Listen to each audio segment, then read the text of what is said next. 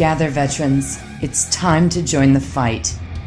The long war begins.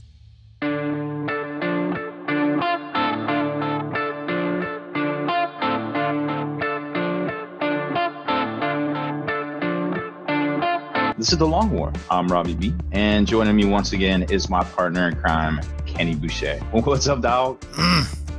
So squanchy. The squanchiest of squants. The dopest dope I've ever smoked. You smoke dope? Is that where the podcast is going right out the gate? Well, it's a brave new world. Episode 106. Episode 106. Rob's finally lost it. Innocent till proven guilty. I don't know. That's what I feel like today, or the past couple of days, with all of this 40K shenanigans going on, all the talk, all the brouhaha about what's broken, what's not broken. Seems like everybody's got an opinion on the matter, and I just want to go pew pew with my toys. Yep, this is almost an emergency podcast. Like this is all. This is. I mean, it is in more ways than one. So you notice the other two compatriots are not here. We're actually recording this a day early because we have a lot of things going on this week. Unfortunately, real life and work life has kind of come to a head at the end of the month here. But it's pretty nuts with all these, people throwing around FAQs, people throwing around, making a lot of declarative statements out there about the game. Everybody seems to be a so-called expert, but, I think Games Workshop said it best, on the 17th. They're like, hey, this is the game you guys want. 8th edition. It's the game you guys want. Here it is. But, I got a lot to say on the matter, for sure. Well, everyone has a lot to say on the matter, and everyone, including community leaders all the way down to the guy who sweeps the floor at the game store, has an opinion right now, which is totally fine and valid. That's what our country's values has been basically built around, is everyone has a voice. It's important to hear everyone's voice and be as objective about it as possible when, hearing everyone's side of the story, because it's really easy right now to just put blinders on when someone starts talking about something that you just don't agree with, like right out the gate. And the inverse of that is it's really easy to just hear the people whose opinions line up with yours. So that becomes a very easy, process here. We have some very, I want to say we have our own declarative statements that we make and our own pretty subjective opinions that we state all the time. But I think it's really important to try to hear as many sides of the story as possible and be as objective as possible when you walk down that. And that's, I think, like our personal agenda here is we like to see how things play out. We are not opposed to changing anything, right? I mean, like historically, we've been a part of all sorts of conversations that were pro, let's change that.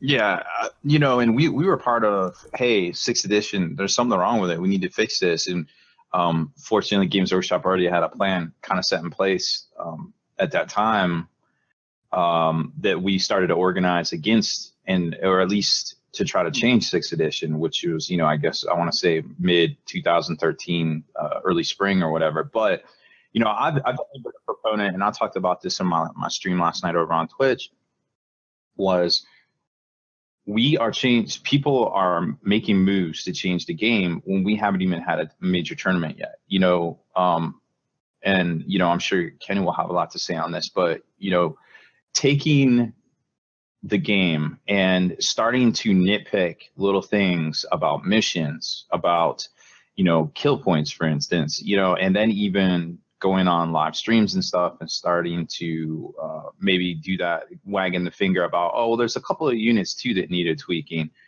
I don't think inherently that's a good idea to do right yet. We haven't even had a major tournament. We're not even, a week after the game even came out. Obviously we're talking about Frontline Gaming putting out, the ITC's putting out a, FAQ against this fundamentally changing a lot of the mission structures out there right off the bat, how we calculate kill points right off the bat, which I'm not fundamentally opposed to. I think our stance has always been pretty pro cool mission, right? Like Mm-hmm. the way in which you create an interesting narrative while on the tabletop at a tournament. I think we're pretty pro be as creative and cool with that as possible. So I think, and obviously Rob brought it up, the ITC 8th edition FAQ guidelines are currently published. So guys, definitely familiarize yourself with that over at their website, so that way you can be aware of the changes that are happening, because most games of 40K for a while now are ITC games. Right, and it's definitely the competitive circuit out there. But I think there's a little bit of, I don't know. I guess there's going to be it's a very tough pill to swallow right now. That was the positive, right? So I led with the positive, right? Because like that's tactically that's what we do right here, right? So that's the positive thing. Some of these missions are really cool, guys. And Rob brought it up earlier, specifically the way they calculate victory points or kill points when killing units like the old days is based on power level, right? Yeah, and I like that, because a Night Titan is obviously, worth more power level than, say, a squad of, a five-man tactical squad or something like that. And that was the OG argument that everyone had with kill points. They were like, this doesn't tell the story. How's a Rhino worth a Land Raider? Well, that's not the case anymore. And I think that was a very cool thing that made it into this FAQ with their missions. They have a couple other things, obviously, and I think we can jump right into the major point, Rob, right? Like the thing we talked about last week. Well, yeah, the big thing, and we've talked a lot about this ad nauseum. I mean, the podcast was downloaded thousands of times already. Like a lot of people are very familiar with this issue. Like, you finish deploying first. The rules is written in the rule book right now. You finish deploying first. You have the choice to go first or second. Well, now the ITC, and obviously Mike Brand as well. Forno, haven't heard from Adepticon yet. ATC is going straight 8th edition, right? But right now, they are saying that whoever's done, now you roll off. You roll off, but whoever gets finished first gets +1 to go first. But so that automatically opens up a whole can of worms. I also want to point this out too. I also believe they said command point rerolls could not be used outside the game too, right? No, they said you cannot use. Oh, that's what the other thing was. I think they said something about after turn 5 and 6, you cannot use command point rerolls. Oh shoot, what was it? So to see who ends the game, because if you go first, you get the first roll. Yes, on turn 5, 6, or 7, you cannot use command points, because that's the huge tactic also. To whoever finishes going first or deploying first now has the choice to be the first player. The person that is the first player now gets the chance to see if the game continues on turn 5, 6, and 7. But not in the FAQ. So they basically foresaw a potential. Now I'm not gonna lie. Like back when I was doing that with Corbulo, it was abusive and it created feel badsies. But caveat, mainly because I could do it, my opponent couldn't do it before GW FAQ'd it. Well, this is back in 5th edition with Corbulo's once per game reroll, and I would try to use it to get the game to end early if I needed it to, or go on. Right. But that's something that you could take in your army. Not everybody had access to this. Whereas it was a feel badsy because I could do it, but you couldn't do it. And so I don't know if, like, I can definitely see it's a feel badsy, right? But isn't it always a feel badsy if you need the game to go on and it ends? Yeah. Isn't it 100% of the time a feel badsy? Random game length is the issue, not the roll. That's what we're talking about. Is like, something needs to commit a crime before you're convicted of that crime. And so we need to see ATC is going to be a huge event, right? Our buddies at Dice Head Game put this on. It's an amazing event.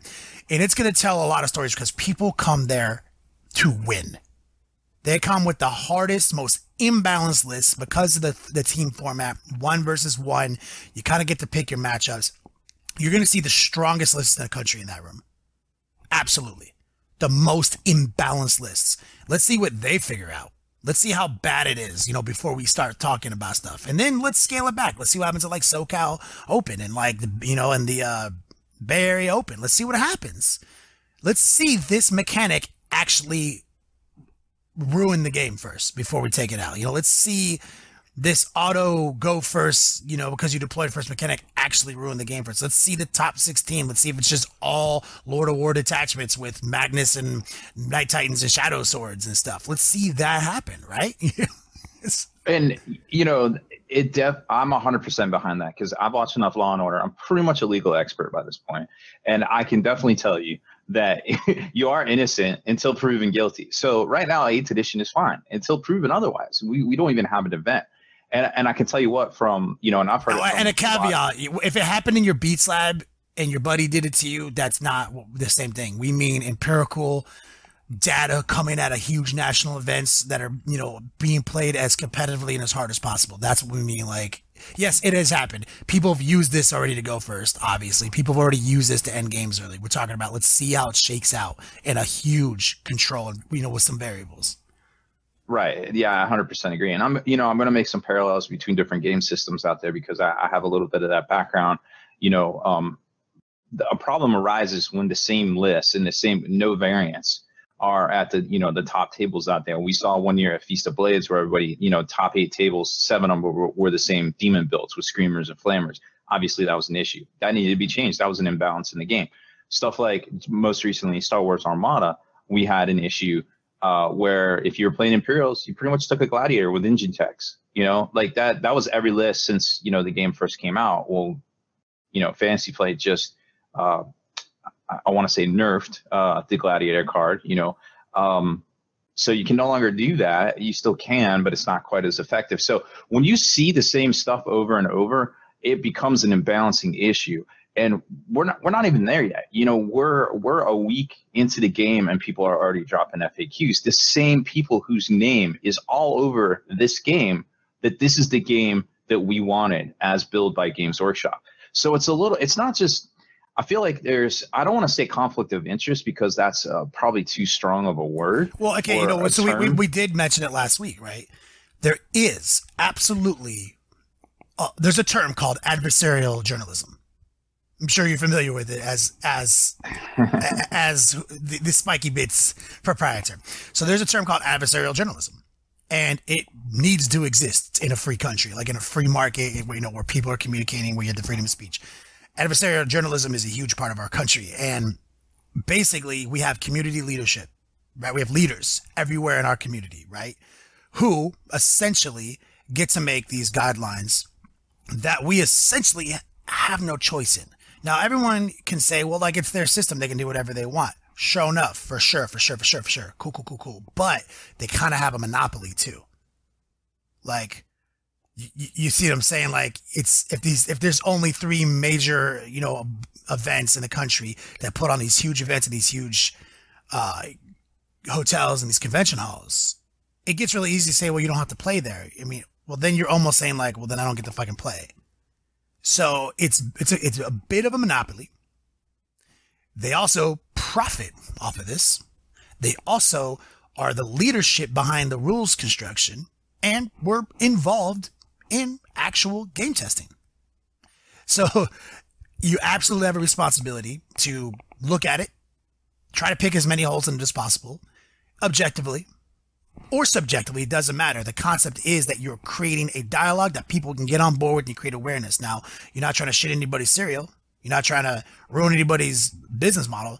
You're trying to hold the leadership to a higher scrutiny, because that's essentially how all the free market works. We could talk for days, for hours about journalism there. But I just wanted to bring up the point that it's a tough pill to swallow when you see the folks that's names was all over these articles and so embedded in the development of the game, already trying to push fundamental changes to the game that were just released. It was just literally released as the game we all wanted. And not a week later, these folks whose name is all over the stuff, obviously we're talking about Frontline Gaming again, who had all these tons of articles, tactics articles, and hey, we're playtesters. And it's not just them, it's Adepticon, it's Brant, it's other folks we don't know about and who haven't come forward.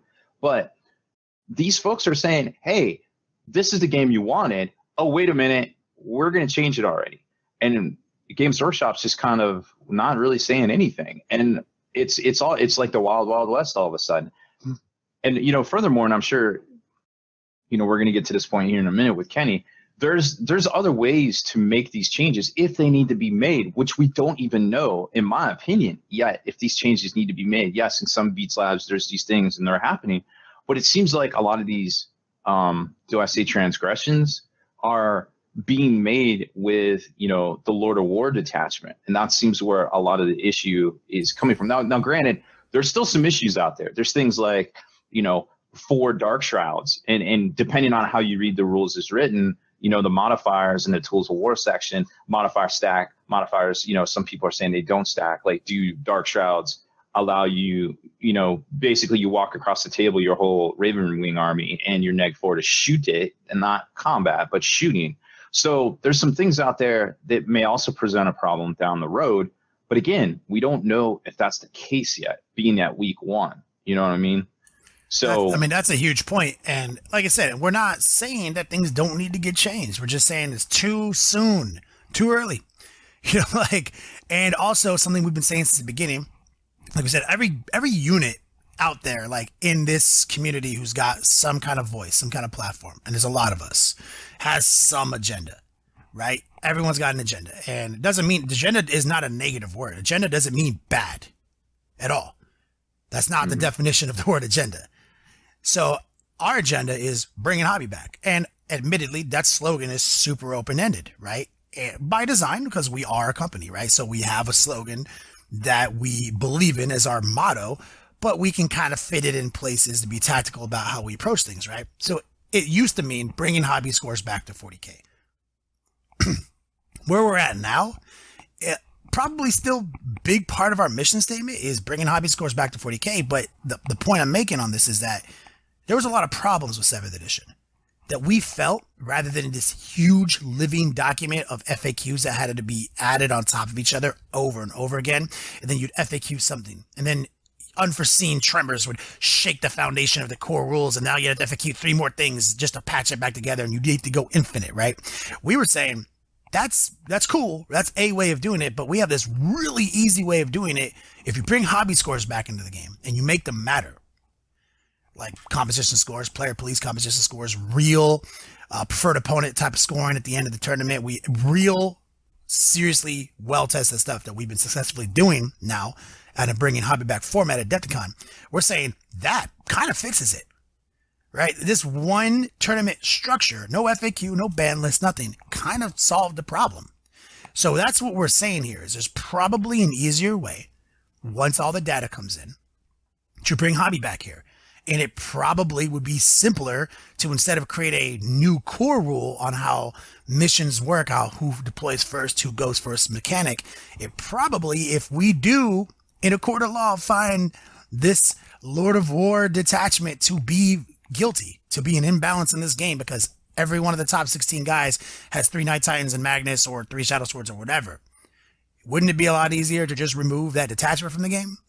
Which has no unforeseen consequences. If you remove a detachment from the game, that just means you can't play it. There's no other consequence, right? What? There's tons more consequences if you start nitpicking little things. You start this whole like event loop of things that you can't retract, and it's a very slippery slope. We saw it with 6, we saw it with 7th. We never played those games.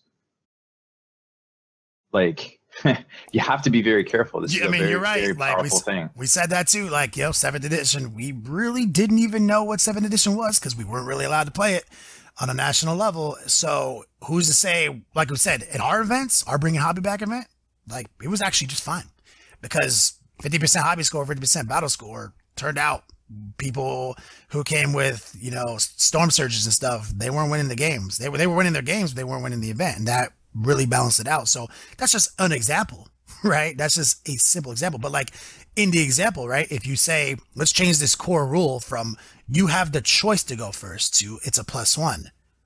Okay. That means that automatically people with MSU style armies, which have always, we can agree on, have been an issue as a negative in wargaming. People have never said MSU as a positive. Mm-hmm. Right? It's like, some MSU spam shit, right? That's kind of the tone. So this whole like, if I deploy first, I basically have the choice, completely discourages MSU. But now you're just like, it's only +1 and there's rerolls potentially seize initiative. I'm just going to fucking play my spam list. Fuck it. I'm not going to make a change. I'm going to play exact same shit I've been playing. So like that's just like on the surface but who knows what's going to happen after that? You're yeah, like, I mean, you're starting a whole series of events that you have no control over. And say you just take the Lord of War detachment out, and I'm not saying that's the right thing to do. I don't know I'm not a rules developer. I don't know what the right thing to do is, but I know in my heart of hearts, I don't feel that 7 days after the rules drop, we already got to start tinkering with things when we haven't even had a major event yet. But I digress. So you start this chain of events. Say you say, okay, well, the plus one is fine. There's no more. You're done yet, so people can bring. Right. Then later on down the road, hey, okay, well, it doesn't, people aren't bringing those 3 or 4 Lord of War detachment lists, but something else creeps up and something else becomes that you have not foreseen because you are not out there with the new meta, testing the new meta on a national level. We haven't even seen the old meta played on a national level. Now you've created a new meta that has not been played on the national level. We haven't seen it until the very first event.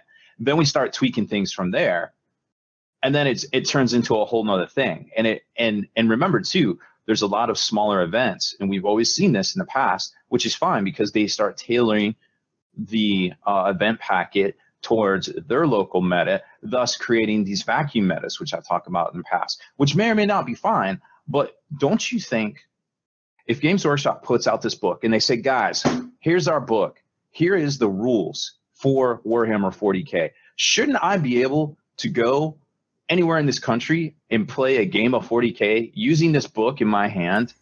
What if I go to England, play the 40K the same way with this book in my hand? Agreed. I think that as far as player reach goes, and talk about new gamer acquisition, getting more people into the hobby, like I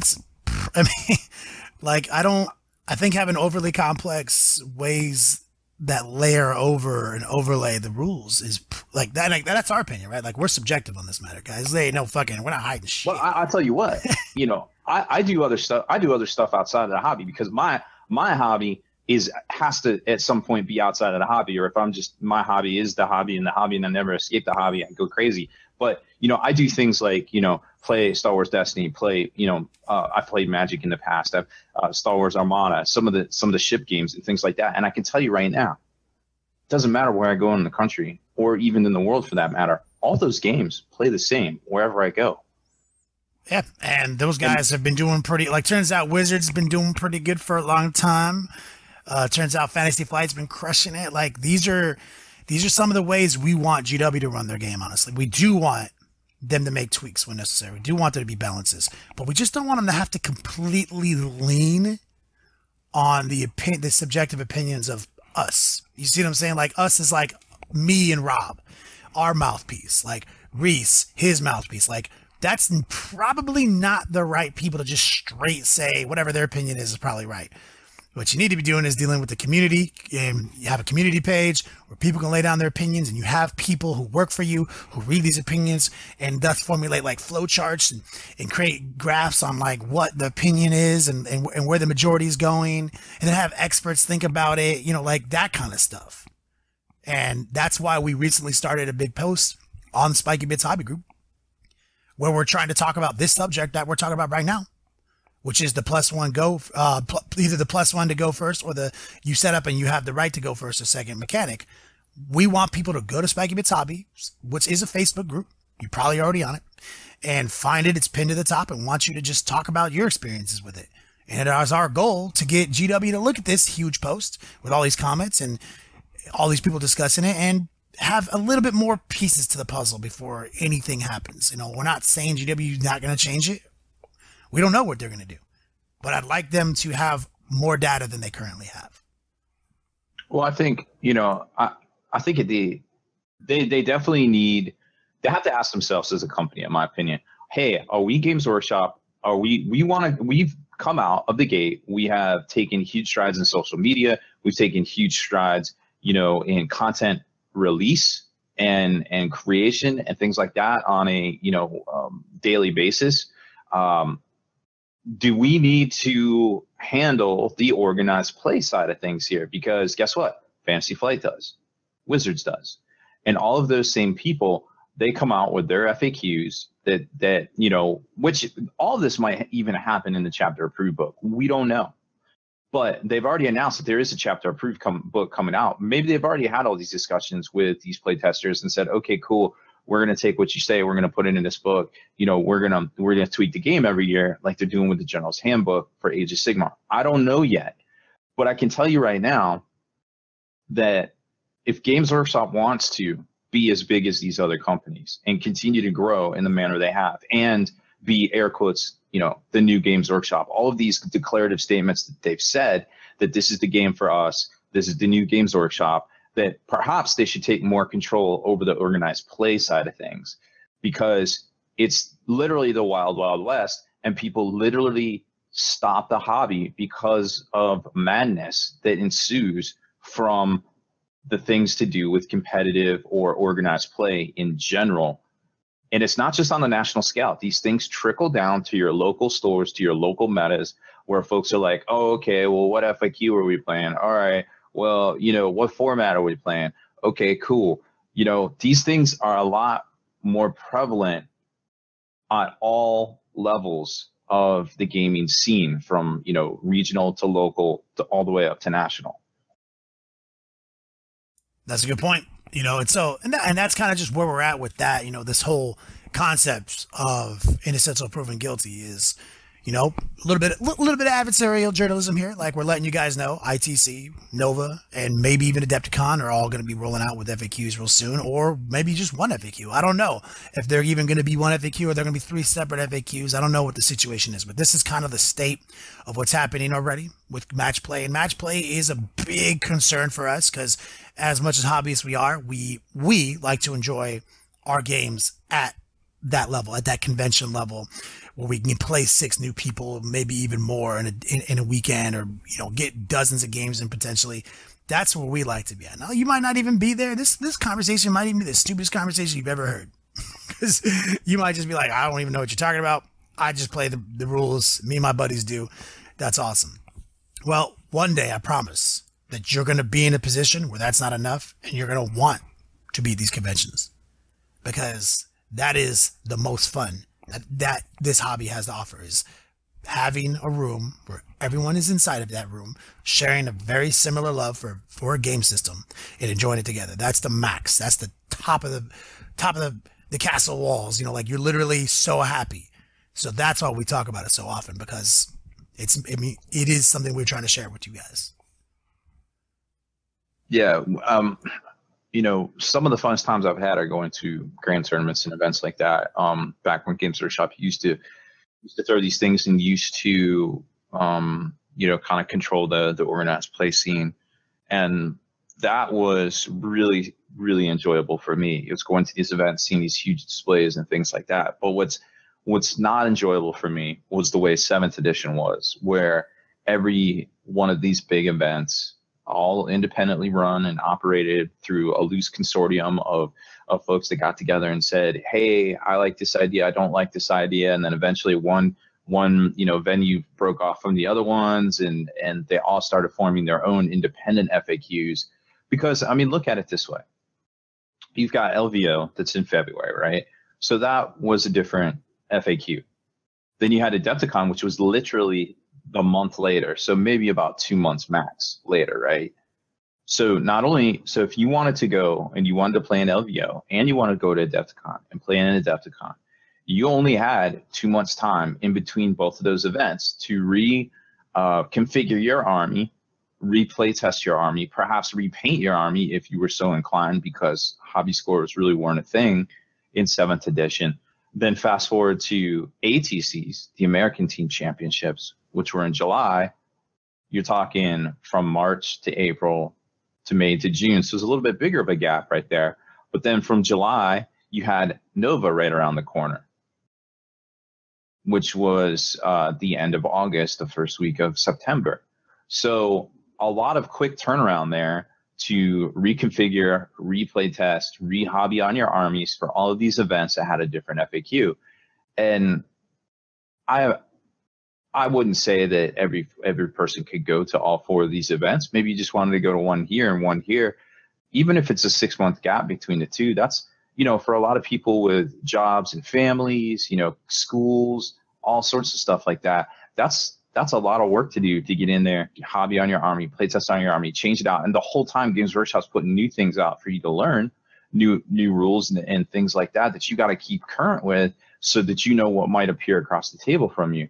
So long story short, I'm just saying it makes it very difficult to play at that level, especially when all of these, I'll use the word fiefdoms. There's all these little fiefdoms of, you know, events that were running their own little FAQ at each one. The whole time Games Workshop was like, meh, just, you know, kind of wasn't around. But now they're back.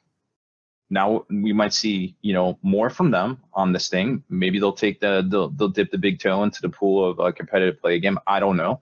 But I think that's really the next thing on their step to, you know, becoming one of those companies, one of those bigger companies, and continuing to grow. Put their big boy pants on and step up to the plate, just like Wizards of the Coast has done with Magic for so successfully for so many years. And Fantasy Flight was just taking the scene by storm. You know, like this. I mean, Privateer Press, War Machine. I mean, there was a lot of people who just said, "Fuck 40K," and they just played War Machine because what War Machine did was keep their balance, keep their tournament structure right. You know, so there's lots of examples of models that straight up work, and we're hoping that GW, and we do think that GW is getting their act together. We're not saying that GW isn't. We're just reporting on what's been happening. Correct. Yeah, that's kind of where we're at. So I don't know. It's not obviously not for us to decide, but it's definitely for us to discuss. It's been made clear that it's not for us to decide. And to be honest, I don't want that kind of power. I don't want my name attached to something like that. I don't want that. Nope. No, I don't. I want to be I want the luxury to be as I guess as subjective or objectionable as possible in these manners. I want to be super subjective all the time. I want to insert my opinion as often as possible, and you know what I'm saying. I reserve the right to backpedal at all times. I want to be ironic sometimes. I want to make a declarative statement and have to go back on it 5 minutes later. I don't care. Yep, no, 100% agree. Well, doing some other reporting, we do have a tabletop market watch. There are some new stuff that came out. Games Workshop decided to give us more bigger Marines. Yay, more bigger Marines. Did you see that meme somebody posted of like the new librarian and like the original old Space Marine? Yeah. Standing next to each other. Oh my gosh. I don't know. I guess the librarian's already got like, he looks like he's super old. I guess, aren't they like new? I don't know. I don't super 100% know. Are the Marines in the armor themselves brand new recruits, or is it the armor that's new? I think some of both, depending on the chapter. Like he gave the armor to some of the other chapters. Well, obviously that librarian is an old man. So yeah, that too. And then you could, I guess, inseminate some of the existing Marines to be the Super Marines or something. That sounds so vile.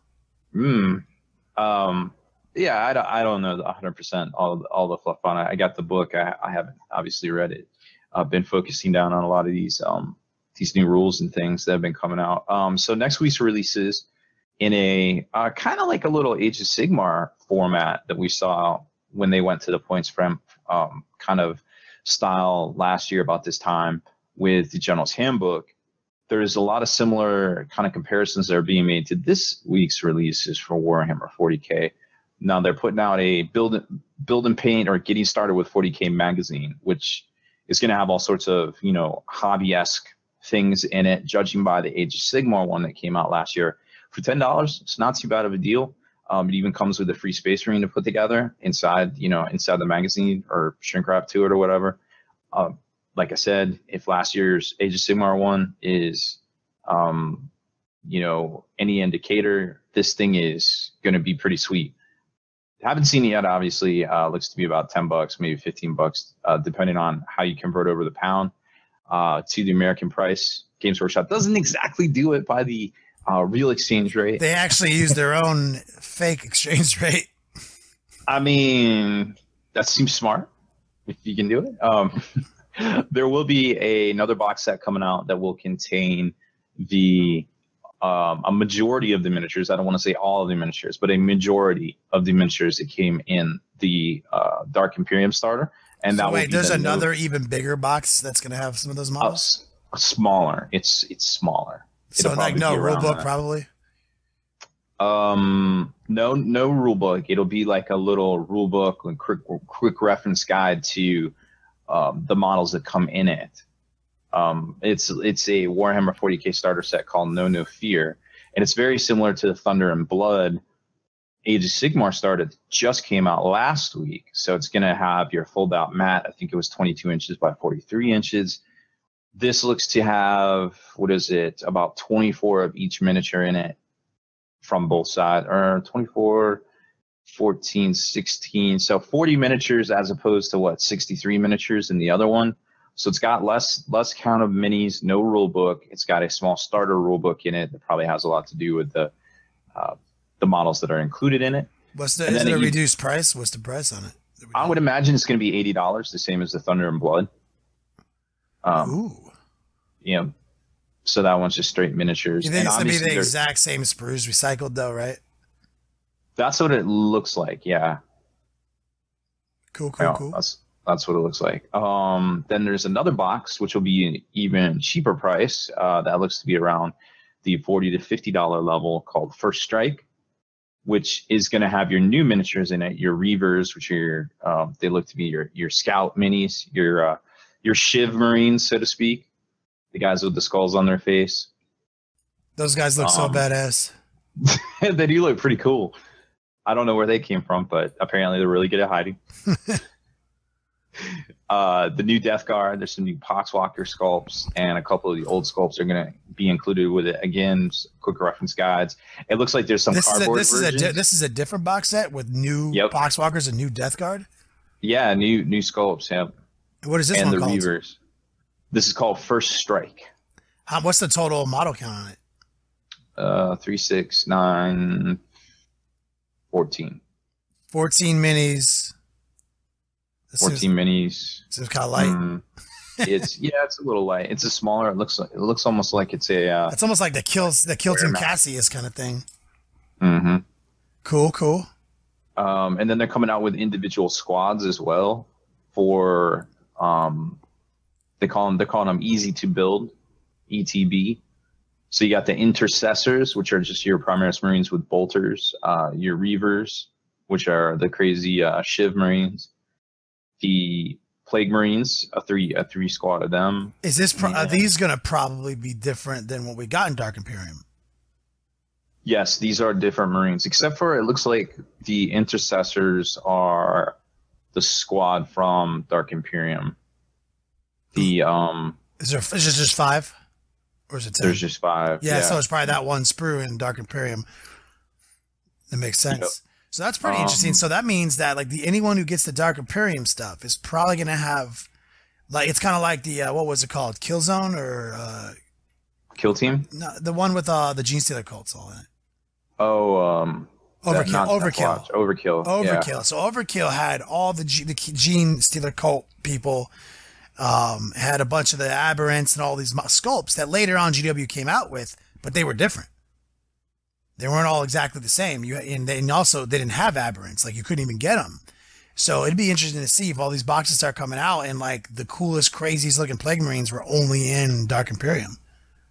Yeah, these guys, they just look like normal. Dude's got a power fist, but then another dude has a bolter built into his arm. So I can't tell if that's I can't really tell. It might be a special weapon. It's drum fed, but that would be, that would sell them. It'd be these guys are almost on the level of, they are straight up on the level of Chosen, the old Chosen kits, that super detailed high level sculpts, these Death Guard that came out in Dark Imperium. So it'd be really awesome to see if that was kind of exclusive, because I'm all about that collectability. Yeah, I think a lot of people out there, their ships are going to go off. And then there's some sort of paint sets and things like that will be coming out as well. So we'll have exact pricing on that, I'm sure, probably by the weekend. But looks like another round of 40K stuff. And then, of course, we all know there's way more Death Guard stuff to come out, too, because we saw a Terminator model in the previews at Adepticon. Oh, shit. Yeah, so could be a Terminator box. pretty sure Mortarion's coming out too. Heard that through the grapevines and people that one-on-one. Is this going to be plastic Mortarion or a resin Mortarion? I can't imagine how it's not going to be plastic, but I don't know for sure. So we're talking like we're talking about legitimate Magnus the Red plastic beat down artist Mortarion. I mean, there are pictures out there of they're super small. They're definitely made for ants, but that line up perfectly with that preview of the scythe that was showcased at Adepticon. That scythe definitely is part of the model that we've seen in some very, very reduced scale pictures that look to be a very dynamically posed Mortarion if it all lines up the way it looks to be. So that'll be really neat to see. Yeah, for sure. I mean, I think Mortarion is. I mean, Death Guard, Nurgle in general is a crowd favorite. So it's really awesome to finally get this guy and have these demon Primarchs we've been fantasizing about for 20 years. Yep, start doing some crazy battles, and there is a Mortarion versus Gillman battle in the new Dark Imperium book or novel rather. So they do have a showdown at some point. Say what? Yep. Who wins? So, I think they both kind of withdraw. So it's a cop out. Yeah. I don't know the exact specifics on it, but I read the Cliff Notes. That's where I'm at too with the novels. I just can't do all this and read all the books. It's impossible. If it was audiobooks, I'd read a few more. I mean, yeah, if it was on Audible, I'd read a few more. That's the problem, man. It's like I can't have like 3 different audiobook subscription services. It's too much. Too many. Yeah, maybe they should look at that. Also, what is it? Out this week was the Imperial Armor Xenos and Imperial Armor Astra Militarum books that came out from Forge World 2. So those should be getting in people's hands here this weekish. Seems like a lot of folks are liking what's in there. Overall, the general theme from what I've seen is things that were kind of OP or sort of OP, kind of like what we saw in the index books, have been scaled back to being less OP, or just maybe only worth taking in a kind of like a narrative kind of feel. There's definitely some OPness though. There's definitely some OPness. Some of the stuff that maybe wasn't as good before is definitely worth more than a cursory look now. But and then there's some stuff twin that's volcano cannon. Yeah, I think that is good, but for its price cost, I'm not sure that's a good buy in 2K points. How many points was it again? I think it ended up being like 734. Well, you're telling me I could take 2 of them? Okay, never mind. I'm all in. You could take 2 of them. That's the problem right there, right? Lord of War attachment, 2 of these.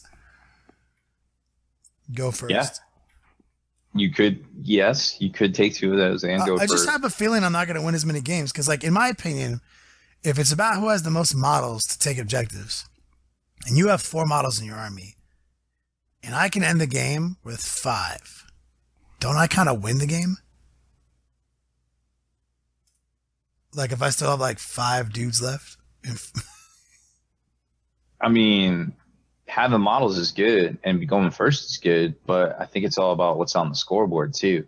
Yeah, I kind of feel, that's what I'm saying is I don't know, I got to see it shake out, it just, because there are scenarios where, you can hide your dudes, and unless the knight runs over there and tries to kick the infantry in the face that's holding an objective. And remember too, a lot of cases, it's how many models are within the 3 inches to the center of the objective. Yeah. And while you can assault things you can't see now, knights can't fit on the second level of ruins where infantry can. Yeah. I mean, if you can get that, and if you can get that objective inside of a building, assuming it's not pre-placed objectives like some FAQs have already proposed, you can completely mitigate these things. This is what we're saying is let's just see how it shakes out. Because if I'm placing objectives and I see that you have 3 knights, I'm in the building. Yeah, I'm this building. Oh, let's set up terrain. Let's talk about terrain. Yeah. Let me slap this room over here. Recognize that I'm going to put 5 scouts on the second floor of this building at a line of sight, and they're going to just jump down on this objective on the last turn. I feel I don't know. I think if you're on the second floor of a building and the objective's on the bottom floor, you're within 3 inches of it. I kind of feel like I've got this. Yeah. You know what I'm saying? Good luck getting line of sight to me. I'm just saying, it's like I feel like there's just so much, and the game is so new, and we got to play so many tournaments. But admittedly, though, our buddy Juice, who's not here right now, he's been doing a lot of aggressive play testing for the ATCs, which is a very competitive event. Very imbalanced, very strong list designed to just decimate. That's how that event works with the 5v5 format, where you get to kind of scale up your matchups. And he's saying currently, from what he's seeing, it is a very alpha strikey way of playing right now, with a whole go first, cripple your opponent style of playing.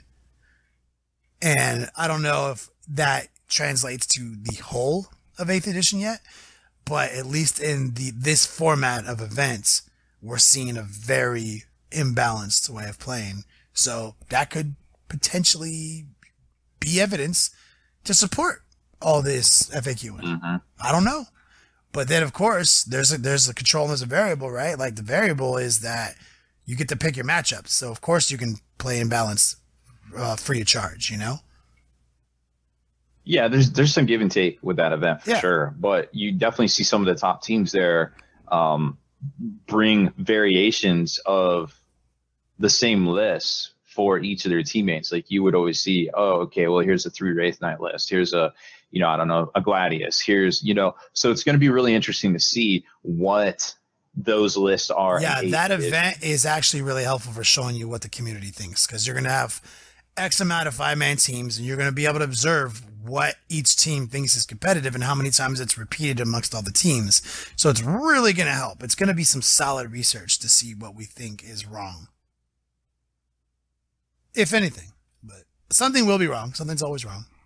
So we'll find out very soon. Agreed. I'm stoked. I want to try to figure it out just as much as everybody else, but I want to try to be as objectionable, because at the end of the day, like I said, I just want to push my toys around and go pew. I just want to play this goddamn game. So I guess before we get out of here with this emergency session of the podcast, I think we have a few things going down. The Beats Lab is in transit. It's moving. There might be some slight interruptions potentially in coverage and reporting. We did not have a battle report this week due to some vacation scheduling. Some out-of-town visitors, some families in town from Scotland. So that kind of, I feel like that's out-of-continent visitors. Yep. So that got kind of gangster, but the new Beats Lab is happening. Things are moving. 8th edition coverage is still there. Don't worry, guys. We're going to keep doing our best to bring these battle reports to life. And I'm excited beyond all belief to see what actually happens in 2017.